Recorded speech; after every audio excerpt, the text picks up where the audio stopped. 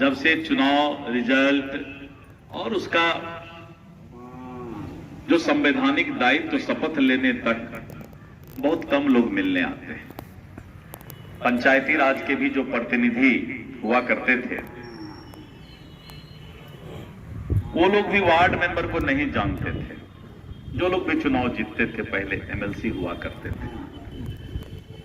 मैं जब 2009 में एमएलसी का उम्मीदवार बना तो एक एक वार्ड मेंबर से मिलके उसको बता दिया कि एमएलसी भी कोई चीज है और वार्ड मेंबर के एक वोट का जितना महत्व है उतना ही एक एमपी के भी वोट का महत्व है। एमएलसी के चुनाव में एमपी भी वोट देते हैं, सांसद भी, विधायक भी, जिला पार्षद भी, मुखिया जी भी, पंचायत समिति भी और वार्ड मेंबर भी। एक वोट अगर एमपी देते हैं तो एक वोट मुखिया जी देते हैं और एक वोट वार्ड मेंबर देते हैं, यानी सबके वोट का बराबर महत्व है। लेकिन हमारे आने के पहले तक पूरे बिहार में मुखिया जी लोग भी नहीं जानते थे सब लोग कि हमारा विधान पार्षद से सीधा परिचय है कि नहीं है। हम जहां भी गए तो एक आध गो मुखिया जी बोले कि हाँ वो नेताजी आयल है, बोल रहे कि विधान पार्षद जी भेजले छे। इससे ज्यादा विधान पार्षद को पूरे बिहार में कोई नहीं जानता था। और पूरे क्षेत्र में जब चुनाव होता था तो 30-40% वोट गिरता था। 4000-5000 वोट गिर गया तो समझिए कि बहुत बड़ा बात हो जाता था। लेकिन जब हम चुनाव में आए तो एक एक वार्ड मेंबर, पंचायत समिति, मुखिया जी को जगा करके ये बताए कि नहीं, ये आपका एक वोट बहुत मायने रखता है और इसीलिए 11,000 में 10,500 वोट गिरा था, जगा दिए। और आज तो ये हाल हो गया कि सब वार्ड मेंबर अब जानने लगे कि एमएलसी भी कोई चीज होता है। पहले वार्ड मेंबर नहीं जाने थे।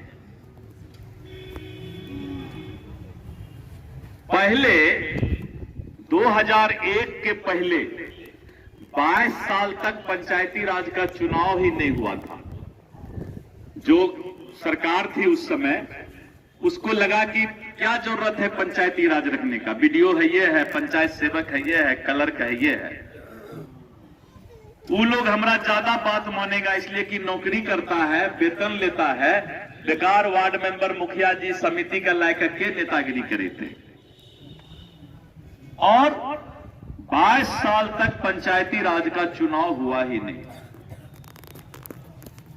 2001 में जाके जब सुप्रीम कोर्ट, हाई कोर्ट सरकार को लताड़ा कि आप प्रजातंत्र की हत्या करके सरकार नहीं चला सकते, प्रजातंत्र में पंचायती राज का जरूरत है, और जब कोर्ट ने लताड़ा तब जाके उस समय सरकार ने फिर से चुनाव शुरू किया। नहीं तो 2001 के पहले 22 साल तक चुनाव हुए न मिले पंचायती राज के।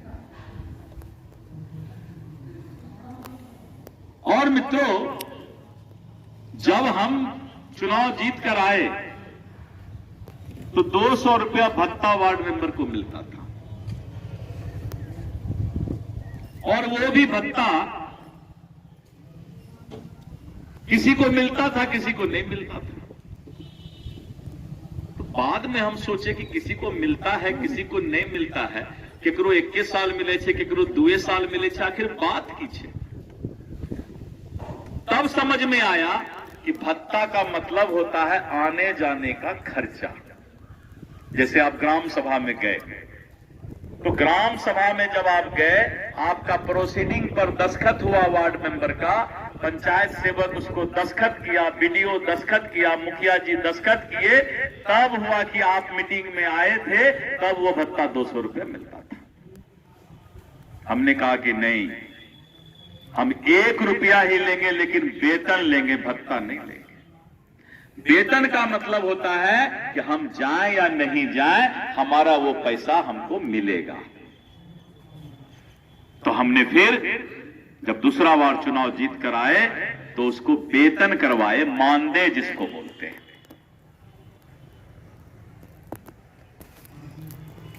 और उसके पहले तो लोग जानते भी नहीं थे कि भत्ता वेतन होता क्या है। और जिस समाज में 4 साल से कबीर अंत्योष्टि योजना का पैसा नहीं मिला है, आप जिसके वोट से जीत के आए हैं, जनता के वोट से, उस जनता के यहां अगर किसी गरीब के यहां कोई किसी को मिट्टी देने की जरूरत है, लाश को जलाने की जरूरत है, तो 4 साल से कबीर अंत्योष्टि योजना का पैसा नहीं मिला है। जो दोबारा चुनाव जीत कर आए होंगे उनको मालूम होगा। एकरा में कोई दोबारा जीत कायल छो ठीक है तो नेता छो ना। 4 साल से कबीर अंत्योष्टि योजना का पैसा नहीं मिला है। 6 साल से कन्या विवाह योजना का, निकाह का पैसा गरीब को नहीं मिला है। सोचिए, कभी कभी लोग बोले छे कि हमरा मानदेय 3.5 साल के अभी तक मिलल छे।